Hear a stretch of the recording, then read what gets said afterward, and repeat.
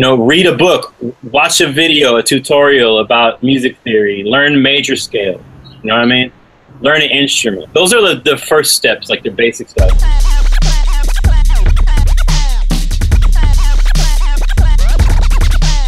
So as a producer, from my perspective, working with musicians such as yourself who understand production overall and who, on the other hand, aren't demanding unreasonable fees, it seems to be a million times easier than traditional sampling. Do you think this is going to increase and eventually become more common than traditional sampling?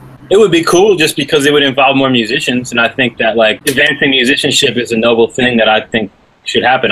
I studied music. I have a degree in music. I spent my whole life since the time I was 8, pursuing understanding of music outside, not even hip hop or anything like that. You know what I'm saying? Just music theory, chords, ensembles, different instruments. So yeah, I mean, I'm about it because I just like to hear that musicians are a part of the mix. And I have hope because of, every time Kendrick drops an album, it's oh, woo, people are going to be using musicians for a few weeks or a few months, or, you know what I mean? A certain artist, it's that drop musical stuff, I feel like it does echo out throughout the game and throughout the music community as to the fact that, you can use instruments and still make cool sounding stuff. Let me go back to your mention of your degree and your formal music background. So I read in an NPR article, I believe it was, that you were Jake One's piano teacher at some point. Yep.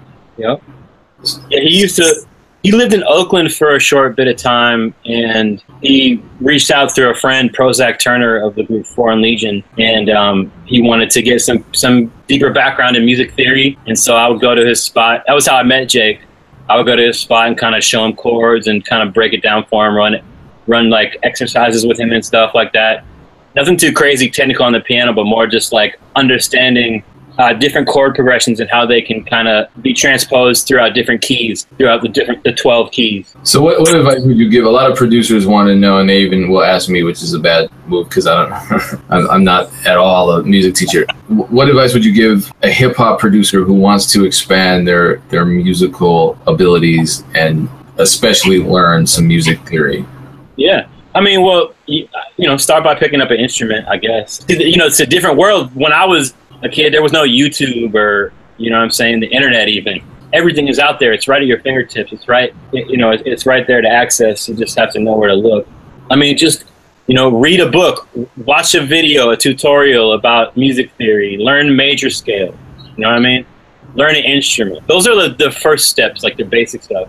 I mean, if you have an instrument or something that you play, I can go deeper too. I mean, somebody reached out to me on Twitter not too long ago and was just how do I do a replay or whatever? And I was just well, you have to learn how to play instruments. And replaying is about copying, essentially. You're listening to the recording and you're trying to emulate it. So, I mean, for me, I feel like I was really suited towards this because since I was young, I used to put on records and play along with them. I feel what was the first one I ever did was Miles Davis, So What?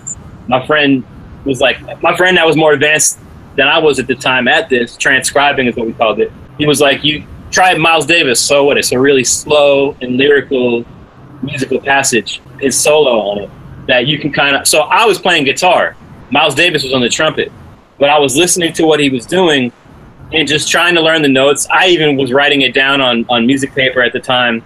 I wasn't reading it that's just kind of my process to help me memorize it. But essentially what I was trying to do was memorize his solo enough so that I could mimic it and play along with it and have it sound in unison, you know what I'm saying? Just have it sound as one voice. So I just went along and did that with more and more and more and more difficult stuff, other instruments than my own instrument. I mean, I feel that gave me a musical voice that allowed me to express things that weren't just about playing guitar. I could speak from a deeper place within myself on my instrument and maybe have a more horn-like phrase. I don't know. I mean, I feel the people that we looked towards were horn players because I was studying jazz at the time.